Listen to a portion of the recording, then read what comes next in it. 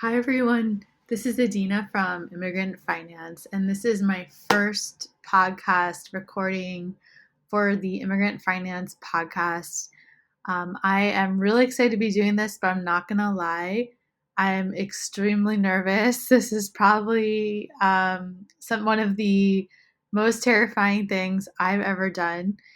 And the reason I'm here today and starting this podcast is because um, at this point, I have been working with so many incredible people in the immigrant community, immigrants and their family members, and encouraging them to be building wealth, to be investing, and to be starting online businesses, and encouraging them to be visible online as part of building their influence, building their businesses, and being able to reach and help more people and make a bigger impact.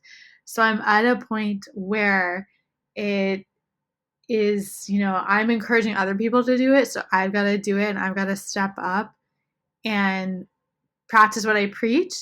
And also, provide this space where I hope to be featuring so many of their stories and the stories of other people that in our community and who are taking steps to really push the envelope and build generational wealth as immigrant families. This is something I'm incredibly passionate about. I'm going to get into our story a bit more in a moment, and I think you'll see why I'm so passionate about it. But just to get started, so again, I'm Adina. I have founded the Immigrant Finance platform with my husband Mauricio. He is an immigrant from Ecuador. He came to the U.S. about 8 years ago now. We met abroad in Ecuador, and we had this incredible dream to make things work after we fell in love, and faced a ton of barriers in doing that, from borders and visas and immigration issues and jobs and trying to survive, to a lot of it was finances. A lot of it was about personal finance. And, you know, um, we have been through quite a journey of going through all that experience that has led us to where we are now. It led us to create the Immigrant Finance platform, and now this podcast, in addition to our coaching programs, our online courses, empowering immigrants and their families, the community that we're building. So this podcast, I'm not going to lie, I am just going for it and trying to throw myself in. A mentor has challenged me to do this. So, I think it's going to evolve with time. But for starting out, my intention is to really be documenting our journey as online business owners, and what we're learning along the way with online business and the challenges of entrepreneurship, the emotional up and downs, the struggles, the wins, and the incredible people that we get to work with, and their stories. So a lot of the focus is going to be on personal finance, on online business, um, entrepreneurship, and personal growth. So I'm really excited to be going on this journey with all of you who are listening.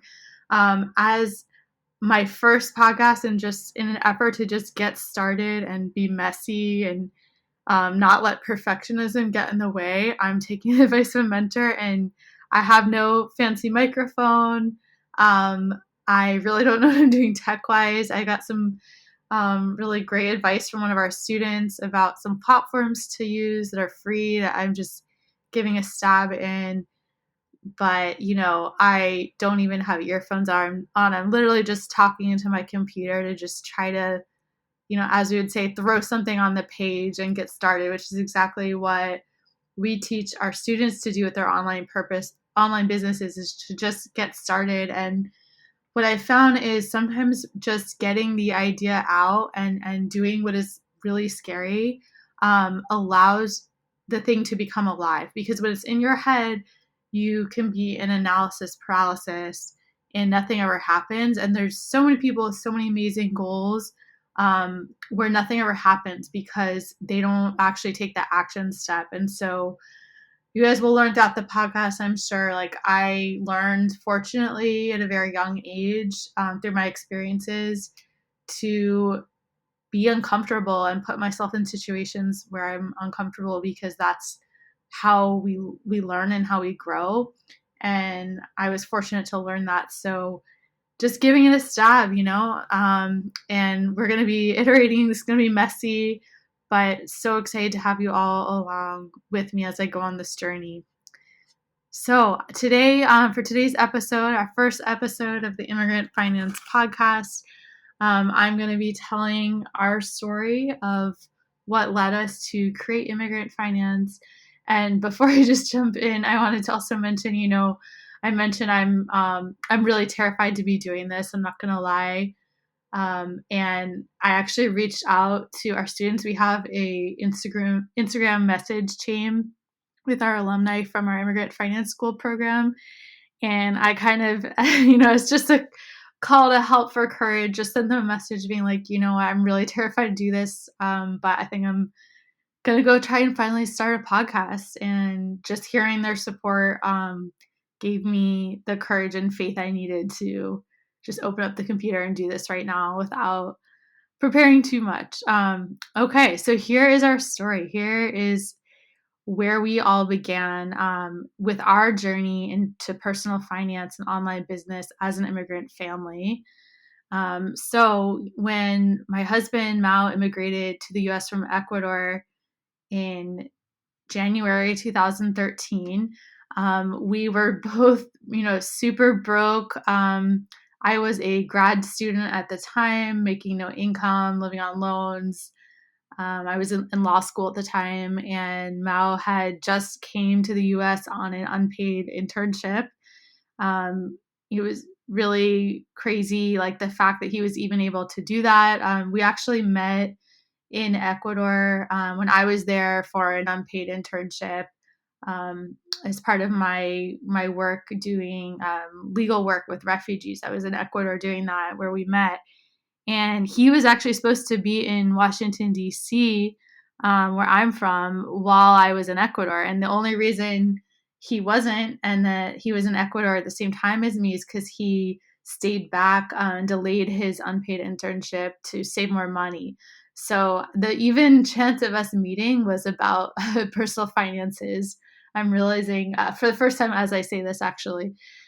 So yeah, he, we fell in love in Ecuador. He was already coming to DC, and he did come a few months after I returned and came for that internship. And it was a really hard time. We, like I said, both didn't have income. We were living off of savings and loans, definitely in the paycheck to paycheck situation, not even with the paychecks. I know a lot of you have been in that situation before, and living in an expensive city. We also were facing a lot of uncertainty with Mao's immigration status. He was able to come on a visa for that internship, but we had no idea how we would find a way to keep being together in the same country, if he'd be able to continue that or get a job, get a visa for a job. It was really, really scary. And with all that uncertainty, the finances on top of that just gave even more uncertainty, because it was very unclear and confusing whether he could have a bank account, whether he could have a credit card, health insurance, whether one day, like if we were in a position to move forward in life, if he'd be allowed to take out a mortgage as an immigrant. Like, there was just so many questions that even as a law student at the time, I had a really hard time figuring out, because there was nothing on the internet about it or out there. And I didn't know anyone in that situation who was like answering these questions about finances for immigrants. So that's really where the questions started. And it left us in a position we were in constant anxiety, stress, and frustration with all these barriers for immigrants in the financial system, and really just doing a lot of trial and error. Like, I remember when he went into Capital One for the first time, which was a bank I used at the time, and just, we sat down and just like start asking questions like, can he do this? Can he have an account? And just doing things like that, just advocating for ourselves and for him to be able to access these basic things to get set up and have a life in this new country. It's like really hard to live in the US without having a bank account or credit card set up. So those were some of the initial challenges. And everyone where he worked, there were other people from other countries. They're on international visas, and there was a bank at his organization that they all belonged to, and everyone just did that and didn't question it. But then we looked into it, and they were getting no interest. And so we're like, this is crazy. He should be getting interest. So that's what led us to try to figure out. Anyway, I digress. But there was just a lot of things that were really, really stressful, and we were super broke, and really had no idea like how we were going to get out of that situation. I knew at some point I would graduate. I didn't know if I'd get a job. We didn't know if he'd ever get a job. It was a hard time. And at the time, what I really wanted was, I don't think I knew at the time how stressed out I was about our money situation, because it was just the norm at the time. But deep down, looking back on it, I think I did really want to get out of that situation. I was constantly worrying about money all the time.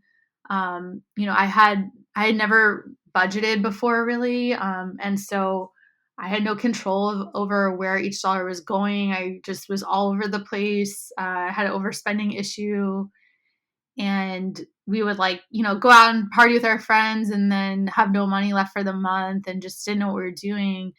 And I think I was really craving that stability, security, as our relationship developed, and it was really clear that we were going to be together forever. I wanted us to be able to have the opportunity to move forward in life, to have a family, to buy a home. I wanted us to be able to visit Mao's family in Ecuador when we wanted, instead of having to wait every 2 or 3 years like we were doing at the time in order to afford a flight. And I wanted Mao to be happy in this country. I mean, we were just worrying about all money constantly, that it made it really difficult to enjoy life. And again, at the time, I don't think I realized how much stress and unhappiness that put on me. So, we were just, like I said, constantly having these fears about money, about not having enough. What that meant is often had to say no to going out to friends, or we would go out anyway and, like I said, be screwed the rest of the month. Had to say no to a lot of things, though. We missed a lot of really important family events abroad because we couldn't afford to go. And it made us feel really stuck. It made us feel like we had no way out of this situation. There was no end in sight. I was going into a career to work in nonprofits, so I knew even if I got a job, I was still always going to be having these challenges. And Mao, like we were struggling to even get him any paid job at all. Like I remember emailing the schools in our neighborhood asking if they needed a Spanish instructor or tutor, because we were just like, how can we find a way for him to make any money? And so this overshadowed everything in our lives. I personally felt a lot of shame about our money situation. I didn't share how I was feeling, what I was going through with my family or friends. I felt a lot of instability and insecurity and anxiety. And I knew deep down things were not aligned. We were not on a path to have the life we wanted. And we were really unhappy. Like we had this vision for our life, and we were so in love and had all these dreams and goals and had taken these big risks to try to find a way to be together despite borders, But the reality of the situation of what we were dealing with meant that we were basically set up for failure, and had no idea how to get out of it. So it was really tough, And I also was feeling a lot of tension personally because I'm a very passionate, social justice oriented person. I, had spent my whole career and all my internships doing nonprofit work, fighting for the rights of immigrants and refugees. And I knew that's what I was meant to be doing, and I couldn't see myself doing anything else. And so it felt like a false choice to do this work and be in nonprofits. I was going to be poor forever, and I'd be sacrificing myself and my family. And that, like, that was my only choice, right? And so how can you choose between your family and your passion? It just was really difficult. And Mal was going through a situation in his first year in the country. He had a lot of insecurities about having like an accent, about not having a degree from the US. And he had really convinced himself, honestly, this went on for years and years, up until honestly like a year ago. He was convinced that he would never be able to get a decent living wage, because of those limitations, and that people would never take him seriously or treat him fairly, and that he would just be discriminated against. And so we were like, shit, what are we gonna do? And it really came to head one morning. I was at work. This was now a couple years later. I'd finished law school and I was working um, as a legal aid attorney at this nonprofit. And I remember I went into work early one day. I was really having a lot of anxiety with all this stuff, and we really wanted to be able to move forward with our life. We had just gotten married, and our dream was to own our own home. And so we had been looking at houses, and I remember like on the metro on the way to work, I was skimming some houses on Redfin or Zillow or one of those, and seeing the prices. And it hit me that morning, this early morning. And I'm not an early morning person, but I went in early that day to try to like just get out of this situation and just throw myself into work. And I'm sitting at my desk. It's like 8 a.m. before most of my colleagues had come in. And I was feeling super down about seeing all these house prices on my phone while I was on the metro ride to work. And it just hit me like we would never be able to afford buying our own home. I was like, we're never gonna be able to afford to have any of our dreams. We're never gonna be able to afford to have kids or family. And I just felt so hopeless and like giving up. I didn't see the way out. I had this job that I loved and was super passionate about, but I could see it sabotaging my life and my family. And I didn't know what to do. And then my boss walks in, of course, right? So he had also been in the office earlier than expected that day and saw I was in there and came over to chat. And he looked at me, he goes, "What's wrong?" And I just burst into tears. And I couldn't explain to him why. It was just so much I had been dealing with for years now. And I just felt really hopeless. I couldn't imagine doing another type of job for someone else, for another employer that I would enjoy more. And I also knew the situation we were in was just setting us up for failure. So then I kept searching for years to try to challenge myself and have personal growth and figure out and learn what more I could be doing. And then something really amazing happened. So I started to learn about personal finance, and I just threw myself into educating myself on reading every single thing I could find, all of the books that were the most recommended, all of the podcasts. Spent years doing this and just became obsessed with learning how to manage our money and also start investing, to try to get out of this situation. Because, like I said, I had never really budgeted in my life. I had an overspending problem. I had no control over where our dollars were going. Didn't know, how much I was dealing with each month. It was just really like living by the seat of our pants. So I got into budgeting. I got into investing. I opened our retirement investment accounts and just really tried to build up some systems and do it in I had to do it in a way where it was realistic for our life and our situation, as an immigrant family, as Mal being an immigrant. And there was so much we had to figure out with his visa, and what he was able to do.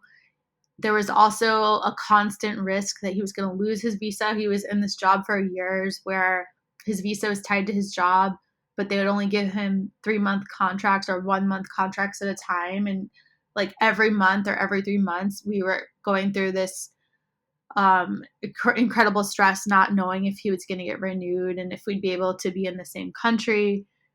So just all of that was going on. And I found that in personal finance, it was like for the first time a way to get some control over all this overwhelm and to get a handle on our finances and on our life. And it started to make me feel really quite empowered. The more I learned and the more I did. And I figured out some systems that worked for us. I figured out how to really narrow down our goals and design our budget around that, and connect and automate our bank accounts and credit cards, investments, make sure we were getting the best interest rates for our bank accounts, the best rewards for credit cards, and all this stuff. And things started to change because I realized like I did have some control in the situation.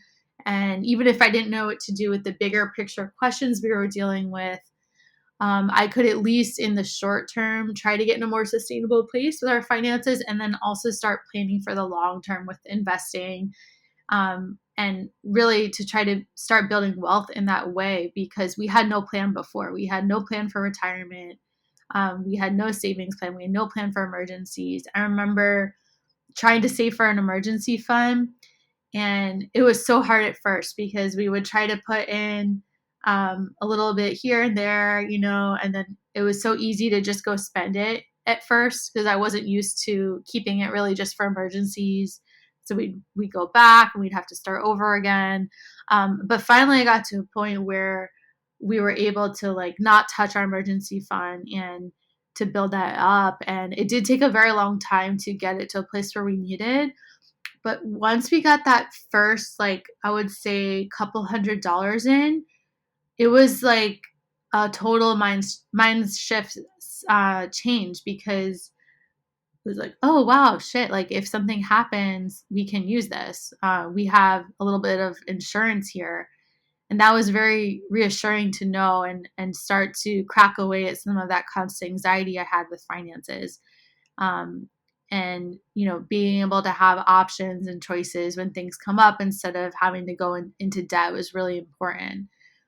The other thing that happened, that really started to change things, and this was, now let's fast forward a couple years later after we had really figured out the personal finance stuff and we're a good place with managing our money and starting to invest, is that we started to learn about making money online and online business. And that changed everything. Oh my goodness, because it was the first time when I learned about online business that I realized there was potentially a way out of this trap we were in. There was a way to, at least at a minimum, like make a side hustle to bring in some extra income that could help cushion our situation, help give us some options, to start going toward our dreams, like saving for a house, saving for a kid, putting more in our emergency fund, investing more to build wealth. And so it was really something very interesting to me when I started to learn about online business. And I had a lot of really great mentors.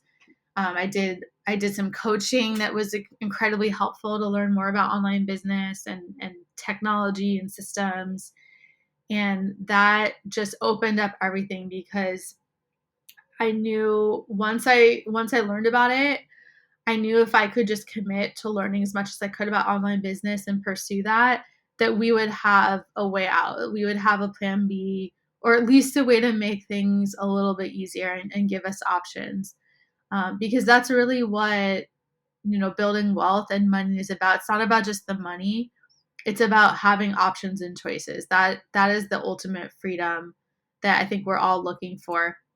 And I now had a way to get out of our situation potentially. So once I realized that, it came to a bigger realization that we needed to make a transition from being in survival mode to more thriving. We needed to move from surviving to thriving. because we had been in survival mode. We had been in constant scarcity mindset. Like I told you, worrying constantly about money, worrying constantly about not being able to reach our goals. And that really affects your mindset, and it really closes off your ability to see opportunities and to be creative and to problem solve when you're in that space. And so online business and also learning personal finances and getting that control over our money situation and investing, these things really helped me get to a different mind space where I could think about growth, I could think about pursuing goals, I could think about, again, our dreams potentially being possible. And that was really exciting. So for the first time, I felt some control over where our dollars were going. I could start to anticipate how much money we'd have for the next month for different categories, through the budgeting we were doing. I knew where we needed to be careful with our spending and how much we could use to have fun and enjoy life without feeling guilty, because we could budget for it. And instead of going in and out of periods of blowing all of our money mindlessly and then being broke and not being able to do anything, we started to be able to plan and go out some to local bars and restaurants in our area that we really enjoyed, our neighborhood, a couple times a month, and start to just enjoy life a little bit more. So that's what the personal finance planning gave us. And also this hope that online business gave us, that there was a way we could supplement our incomes, or potentially replace, or double or triple our incomes at some point. So having that mindset changed was really powerful, and also developing a framework for our finances was incredibly impactful. We came up, with a step-by-step system for us of how to get everything in order. And moving back to the online business stuff, it definitely did take some time to learn how to actually make money online. I had to first become a student of online business. I think this was, several years ago. These days it's a lot easier to get started. There's a lot more resources out there, and technology has made it easier than ever to start building influence online and to create websites and reach people and provide offers. So I think it's, something that is a lot more possible today than a few years ago, even when I was first getting started. But what I did was I sought out mentors and coaching. I joined accountability mastermind groups. I just threw myself into it to learn as much as I could about online business and entrepreneurship. And I learned about ways that I could provide value in the online space for similar issues I cared about in my work, which was really cool because if you remember, I was saying that I had this tension that, like, I loved my work so much in the nonprofit space, being able to help people. I didn't know, I didn't see how it could be possible ever to have a more sustainable, decent living wage and still get to do work that helps people and makes an impact. And so I saw, the more I learned about online business, there was all these people I was meeting who are doing this really creative work and helping a lot of people and making a difference and making an impact, honestly, sometimes far greater than what I was seeing in the nonprofit space. So that was really cool. And turning to, like, how I actually was able to start making my first dollars online, I did that by getting involved in freelance writing.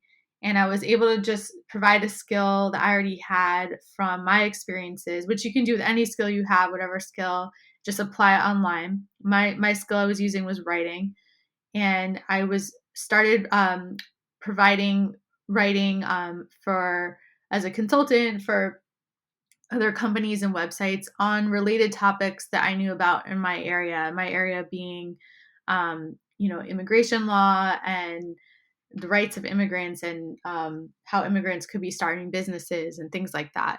So I started to have this side hustle built by doing freelance writing, and that allowed me to start increasing our income a little bit. And I decided to try to grow the freelance writing to really diversify our income and be able to have more options and opportunities. But there was still a problem. Okay. So I'm at a point now where we had this new path available. We were able to make money in a different way and generate income on our own. But there was a problem because I was seeing all these other freelancers who were just super burnt out, right? And they were still in this problem of trading time for money. Because with freelancing and doing one-on-one or consulting like done for you work, you only make money if you work more hours. So it's still some of the same issues in a 9 to 5 or working for other people. It's not that sustainable because there's only 24 hours in a day. And to make more money freelancing, you basically have to be working all the time. And it can be very stressful. So I ended up in a situation where I was able to build up several clients that I was doing freelance writing for. But then it was just like, okay, now I had all these deadlines on top of my day job. And I had all these little mini bosses that I owed assignments to, right? And I was making money and it was really cool, but it didn't feel right. Like it wasn't addressing the issue because again, just still trading time for money, and just like being stuck in the situation. So to overcome this, I really went back to studying online business and learning more about ways to build passive income online or more sustainable income where you're not trading every hour for money. Um, and through that, I learned about online courses and group coaching programs, and other forms of coaching. And that is a really incredible way for people to be able to serve a lot of people and have a sustainable online business and share your knowledge and expertise, your specific experiences in a way that you can also scale in the future because you're not trading every dollar in order to teach.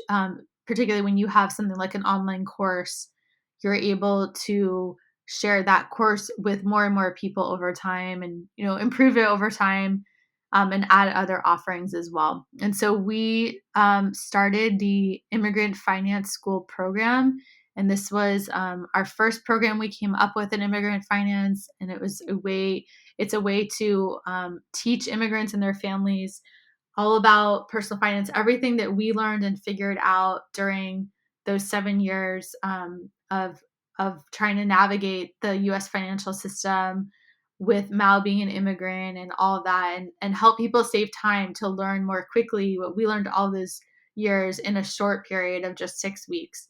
And also make sure that we could be empowering people to change their money mindsets, get started investing, and start learning about online business as well as a way to increase income and get out of that paycheck to paycheck mode and trading time for money mode.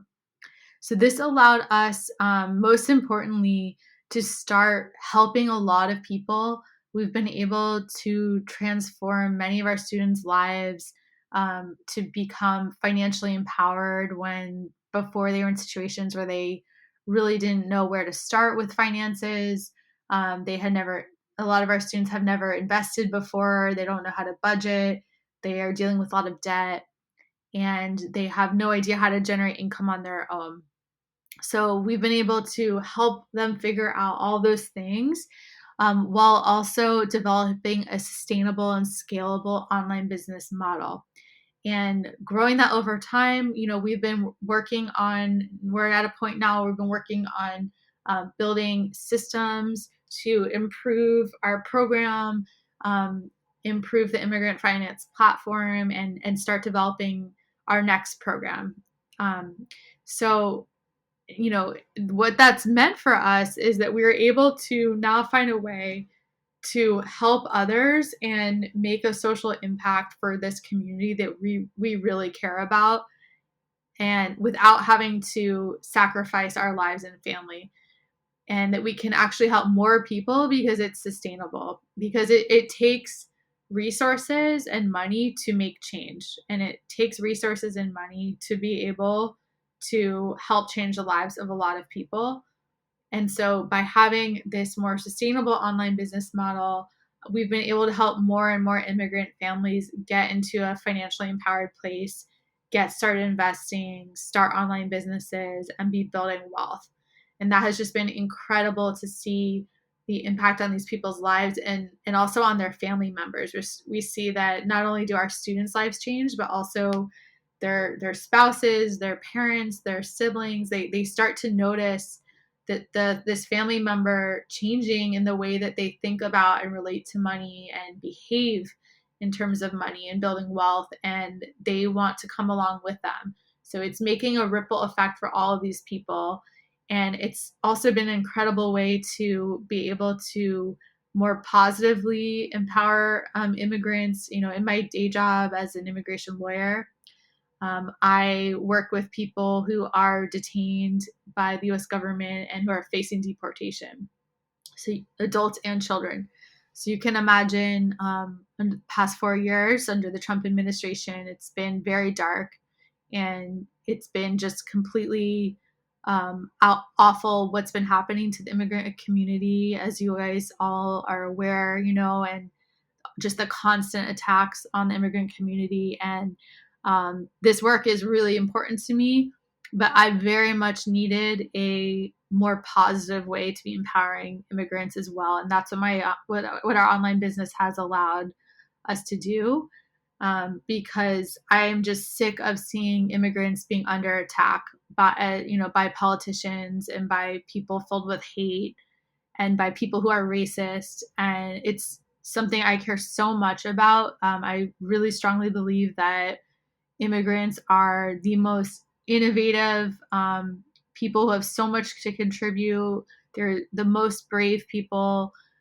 Worldwide, actually, only under 1% of the whole population in the world immigrates and leaves where they're from. Most people stay where they're from, and the few people who leave to go somewhere else are the ones who are often the most brave, the most courageous. A lot of people don't have a choice. They have to leave to try to save their lives. And there's also a lot of people who are leaving with dreams and aspirations of a better life, and that's exactly what the U.S. Has been built on, and why I believe so strongly that we have to continue lifting up immigrants to be able to reach their fullest potential, so that they're able to, shine and make the impact that they're meant to make on their families and communities. So this is, in the end, we've been able to help a lot of people, and help other immigrants and their family members start online businesses because of this realization that we needed to figure out our finances and learn about online business, and then start our own online business and teach others what we've learned along the way, and what we're learning as we go forward. And it's been really incredible for us. It's allowed us to be able to buy our first home, to have a child who is just the love of our life. We are completely obsessed with her, and it kills me to think that we could have missed out on that for financial reasons if we hadn't gone through this journey and figured out how to get our finances in order. It's also allowed us to go be able to afford to travel abroad to visit our family in Ecuador when we want. And we have the choice also of whether we want to be staying in our jobs and how we want to be spending our time. Like I said, building wealth is ultimately not about money. It's about having choices and options of how you want to be living your life. And, when all this is said and done, I think the biggest impact has been the mindset changes. Our beliefs have fundamentally changed through this process. We've been able to get out of survival mode. We've been able to move from surviving to thriving. Those fears around not having enough money and scarcity mindset, they still come up. They always will, and that's the same for you all. But as you are able to change your beliefs around money, you have an option of how to respond when those fears come up. That's the difference. And let me tell you, I still can fall back into that when we're trying to grow and get to our next level. I still get scared and those old habits come up. But I have strategies now how to be able to respond from a more abundant place and to be able to be more in line with our goals and actually moving to our goals instead of getting stuck and letting fear take over. So we're able to now focus on really trying to reach our fullest potential, to have the family we want to have, and to be able to work toward our mission of helping thousands of immigrant families also learn how to thrive and how to build generational wealth. And in the end, all this means that we have been able to become more empowered as a family personally. And we've had the great opportunity and honor to empower others in this journey as well. We really believe that personal finance is the ultimate form of resistance and power building for immigrants. The more immigrants who build wealth, the more people we will have who will have options and choices and power and influence to shift this country to being a more welcoming place for all, regardless of where people come from, what race they are, what language they speak to, all of these things. So we're super excited to be doing this work, to be starting this podcast and share more about all of these things with you all. And we're also really excited to be able to continue helping as many immigrant families as we can to build wealth. And so that's exactly why we want to help everybody learn how to make more money, how to start online businesses, how to be investing, and how to have the lives and marriages and children and families that everyone deserves to have. And so that's exactly why we're also really excited to be telling you more about the Immigrant Finance School group coaching program we have, and would love to invite you all to apply if you're interested. You can check out our website and learn more if you just go to immigrantfinanceschool.immigrantfinance.com. You can check out and learn more about the program and how we might be able to help you and your family get through this process of learning how to figure out and manage your money, get started investing, and find ways to increase income, and build online businesses. And this is so important because we really believe that immigrants deserve to be building generational wealth. So we invite you all on this journey with us and look forward to what's to come in this podcast and connecting with you all. If there are any topics that you would like us to be covering, please reach out. You can contact us at hello@immigrantfinance.com.